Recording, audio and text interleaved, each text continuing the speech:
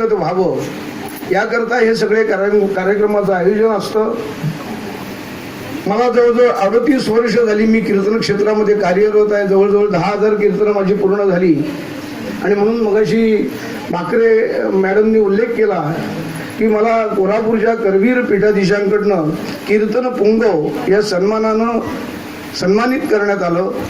कोल्हापूर सारख्या ठिकाणी गोमांतकातल्या एका कीर्तनकाराला विभूषित करणं, सन्मानपत्र देऊन किंवा सन्मानित करणं हा गोमांतकीय भूमीचा फार मोठा गौरव आहे असं मी समजतो. म्हणजेच मुखाने देवाचे विठोबाचे नाम घ्यावे. डोळे तुम्ही घ्या हो सुख, पहा विठोबाचे मुख. डोळ्याने विठोबाला देवाला पहावे. थोडक्यात डोळ्यांनी चांगले चांगले चांगले पहावे.